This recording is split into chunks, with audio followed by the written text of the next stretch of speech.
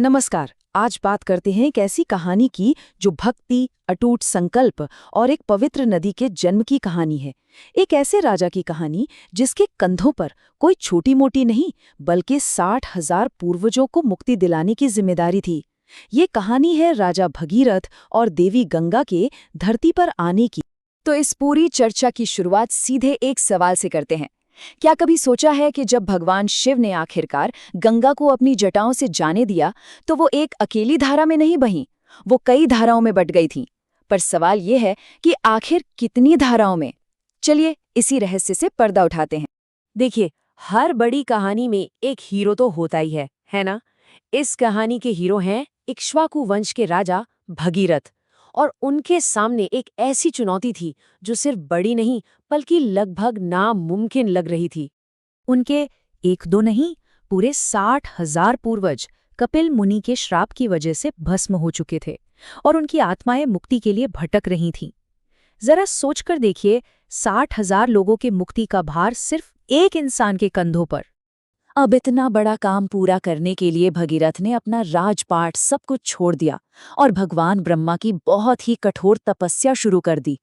उनकी इस अटूट भक्ति से ब्रह्मा जी प्रसन्न हुए और तब भगीरथ ने अपने पूर्वजों के उद्धार के लिए माँ गंगा को धरती पर लाने का वरदान मांगा। पर यहाँ कहानी में एक पेंच था। ब्रह्मा जी ने वरदान तो दे दिया, मगर साथ में एक बहुत बड़ी चेतावनी भी दी। उन्होंने बताया कि गंगा का बहाव इतना तेज, इतना शक्तिशाली है कि अगर वो सीधे स्वर्ग से धरती पर उतरी तो पूरी पृथ्वी ही तबाह हो जाएगी। इस वेग को थामने की शक्ति सिर्फ और सिर्फ भगवान शिव में है। तो भगीरथ के लिए एक मुश्किल खत्म हुई नहीं कि दूसरी, और शायद सबसे बड़ी चुनौती सामने आ खड़ी हुई। अब उन्हें देवों के देव महादेव को प्रसन्न करना था। उनकी यात्रा का अगला पड़ाव यहीं से शुरू होता है। तो जैसा ब्रह्मा जी ने रास्ता दिखाया था, राजा भगीरथ ने फिर से तपस्या शुरू की, लेकिन इस बार भगवान शिव के लिए। उनका वो दृढ़ संकल्प और भक्ति देखकर आखिरकार भगवान शिव भी प्रसन्न हुए और उनके सामने प्रकट हुए। और यही वो पल था जिसने सब कुछ बदल दिया। भगीरथ की भक्ति से खुश होकर शिवजी ने उन्हें भरोसा दिलाया कि हाँ, वो गंगा के विनाशकारी वेग को अपनी जटाओं में थाम लेंगे ताकि धरती को कोई नुकसान न पहुंचे। तो अब देखिए, सब कुछ सेट था। भगीरथ की तपस्या काम आ चुकी थी, ब्रह्मा जी और शिव जी दोनों का आशीर्वाद मिल चुका था। अब वो घड़ी आ गई थी जिसके लिए सारी मेहनत की गई थी, गंगा का धरती पर अवतरण। तो हुआ ये कि ब्रह्मा जी ने माँ गंगा को स्वर्ग से जाने दिया और शिव जी ने अपना वादा निभाते हुए गंगा के प्रचंड बहाव को अपनी जटाओं में समेट लिया। लेकिन कहानी में एक और ट्विस्ट आ गया। गंगा का वेग इतना ज्यादा था कि वो शिव जी की जटाओं में ही कहीं खो गईं, एक भूल भुलैया की तरह, और बाहर निकल ही नहीं पाई। मतलब भगीरथ के सब्र और लगन की दाद देनी पड़ेगी। उन्होंने हार नहीं मानी। पहले ब्रह्मा जी को मनाया, फिर शिव जी को मनाया, और अब जब गंगा शिव जी की जटाओं में ही फंस गई तो उन्होंने एक बार फिर, तीसरी बार तपस्या शुरू की ताकि शिव जी गंगा को जाने दें। आखिरकार भगीरथ की इस अटूट भक्ति ने फिर से अपना असर दिखाया। शिवजी एक बार फिर प्रसन्न हुए और उन्होंने गंगा को अपनी जटाओं से आजाद कर दिया। उन्होंने गंगा को बिंदु सरोवर नाम की एक पवित्र झील में छोड़ा। और बस यहीं से कहानी अपने सबसे दिलचस्प मोड़ पर पहुंचती है। तो चलिए अब वापस उसी सवाल पर आते हैं जहां से हमने ये पूरी बात शुरू की थी। जब गंगा शिव की जटाओं से निकलकर बिंदु सरोवर में आई तो आगे क्या हुआ? जवाब है 7। जी हाँ, गंगा एक धारा में नहीं बल्कि 7 अलग अलग पवित्र धाराओं में बट गई, जिसने धरती पर एक नए युग की शुरुआत की।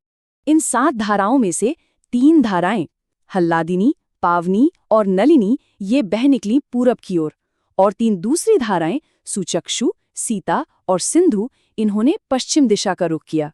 पर वो जो 7वीं और आखिरी धारा थी वो खास थी। उसने राजा भगीरथ के पीछे पीछे चलना शुरू कर दिया, मानो उनके संकल्प को सलाम कर रही हो।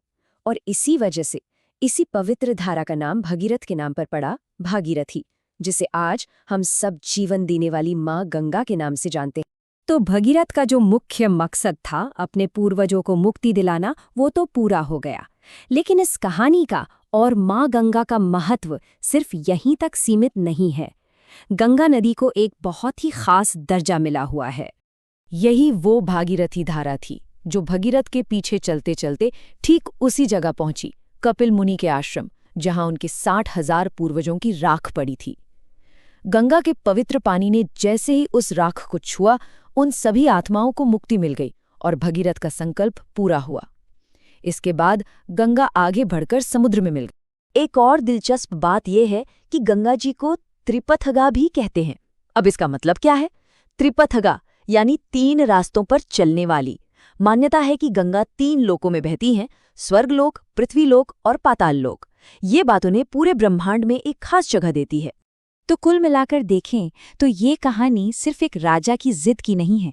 ये कहानी है दृढ़ संकल्प की ताकत की, सच्ची भक्ति के फल की। ये इस बात का सबूत है कि कैसे एक इंसान की कोशिश से पूरी दुनिया का भला हो सकता है। भगीरथ की तपस्या ने सिर्फ उनके परिवार को नहीं, बल्कि हम सबको एक ऐसी जीवनदायिनी नदी का तोहफा दिया जो आज भी करोड़ों लोगों के लिए आस्था और जीवन का आधार है।